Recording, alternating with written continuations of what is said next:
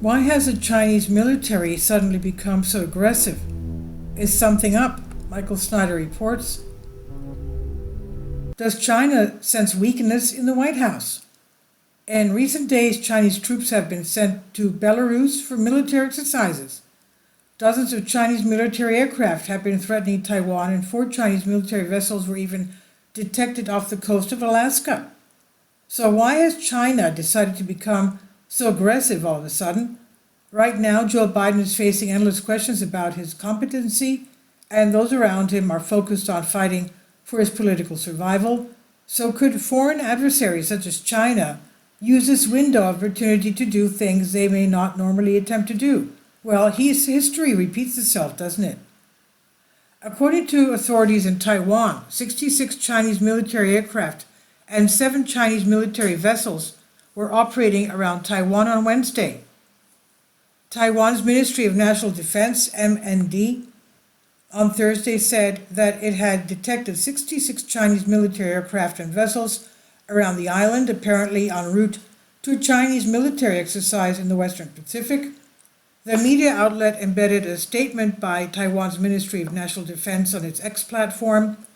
66 PLA aircraft and 7 PLAN planned vessels operating around Taiwan were detected up until 6 a.m., 2200 hours GMT Wednesday, today, the statement said. When asked about this, the Chinese government responded by declaring that the operation was about protecting, quote, its sovereignty and territorial integrity, unquote. When asked about the warplanes crossing the median line at a regular press briefing in Beijing, Foreign Ministry spokesman Lin Jian avoided directly responding. He said the determination of China to safeguard its sovereignty and territorial integrity remains unrelenting, he said. The CCP insists that Taiwan is Chinese territory, and the Biden administration has been warned that reunification will take place at some point. Let us hope that the Chinese do not choose to use this current window of opportunity to reunite with Taiwan, because the moment they invade, we will be at war with China and everything will change. Unfortunately, it appears that the Chinese have been aggressively probing Taiwan's maritime defenses. During the first 6 months of 2024, the Taiwanese Coast Guard drove away 567 Chinese boats. The Coast Guard drove away 567 Chinese boats and seized 7 illegally operating in Taiwanese waters in the first 6 months of this year, the Coast Guard Administration CGA said yesterday. They mostly operated near Kinmen and Pyeonghu counties, resulting in fines totaling NT 1.7 million. That's about $52,440, it said. 3 ships, 2 near Kinmen County and 1 near Penghu County, were detained in January for illegally crossing the border, while 1 ship each was detained near Kinmen in February and Penghu in March, respectively, it said. Meanwhile, the Chinese have been sniffing around our coastlines too, the U.S. that is. In fact, it's being reported that 4 Chinese military vessels were just spotted off the coast of Alaska. Let's remember that they supposedly had sent air balloons last year, right? Now, multiple Chinese military ships were spotted by the U.S. Coast Guard in the waters off Alaska, officials said in a news release on Wednesday. 3 vessels were detected about 124 miles north of the Amchitka Pass in the Aleutian Islands, and a 4th ship was spotted about 84 miles north of the state's Amchitka Pass. The ships were seen on Saturday and Sunday.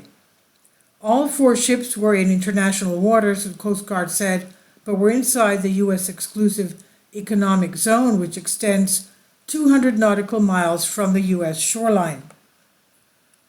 So they were in international waters. The reason that this incident is noteworthy is because it's very unusual. Chinese military vessels don't normally operate so far north. Most people don't realize this, but China now has the largest navy on the entire planet. I don't know how we allowed this to happen, but we did. And it turned out that our own military industry has become extremely dependent on the Chinese. For example, it's being reported that Chinese semiconductors are in approximately 40% of all U.S. Department of Defense weapon systems and infrastructure. A large number of Chinese semiconductors are used in critical military platforms, accounting for around 40% of all U.S. Department of Defense weapons systems and infrastructure, and are further linked to military supply chains such as Patriot air defense missiles and B-2 bombers. For example, a Lockheed Martin missile factory situated in Alabama produces Javelin anti-tank weapons which use more than 200 semiconductors in each weapon. This equates to thousands of Chinese-made semiconductors within U.S. weaponry. U.S. companies at the bottom of the supply chain pyramid often source these parts from China in open market transactions. As a result, many essential components in sensitive U.S. military systems now come from China.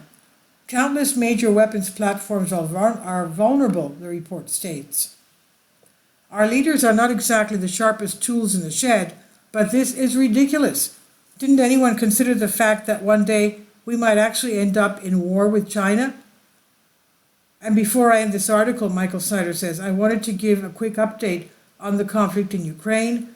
According to the BBC, at a big NATO conference this week, the Ukrainians were told that they now have an irreversible plan to membership in the alliance.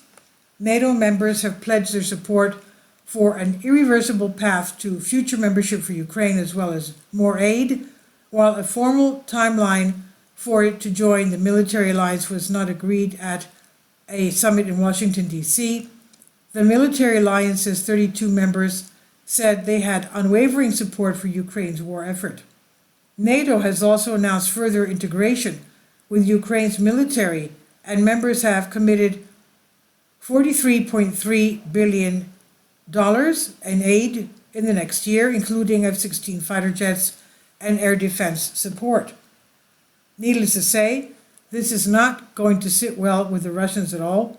One of the reasons this war started was because Russia was determined to keep Ukraine out of NATO. And now F-16 jets from a number of NATO countries are starting to be delivered to Ukraine, and the Russians have already warned that those fighter jets will be considered a nuclear threat. This summer, Denmark, the Netherlands, Norway, Belgium will begin sending F-16 fighters to Ukraine, and Denmark and the Netherlands have said there will be no restrictions on the use of these planes to strike targets in Russia. F-16s are able to deliver nuclear weapons, and Russia has said the planes will be considered a nuclear threat. We are rapidly approaching a point of no return. I have been studying the Russians for a long time, and once they come to the conclusion that nuclear war is inevitable, they will strike first. They know that there are no winners in a nuclear war, but they also know that whoever strikes first will have the best chance of surviving. The Russians are highly paranoid, and we should not be backing them into a corner because that will make them extremely dangerous. This is by Michael Snyder on the Economic Collapse blog. Please leave your comments. Thank you for your support. This is by Michael Snyder. About the author, Michael Snyder's extremely controversial new book entitled Chaos is available in paperback and for Kindle on Amazon. He's also written 7 other books that are available on Amazon, including End Times, 7-Year Apocalypse, Lost Prophecies of the Future of America, The Beginning of the End, and Living a Life That Really Matters. When you purchase any of Michael's books, you help to support the work he's doing.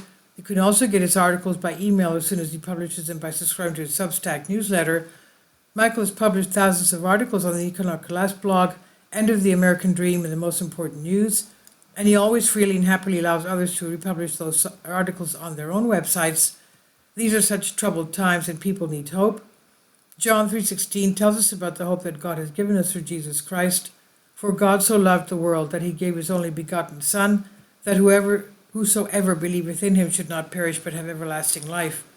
If you have not already done so, we strongly urge you to invite Jesus Christ to be your Lord and Savior today. Finally, support my Patreon account. The daily posts are 5 videos daily, and they are totally different from what I have on my YouTube channel. Thank you so much for your support and that you find all my content so interesting. You'll find the Patreon account details in the description box below.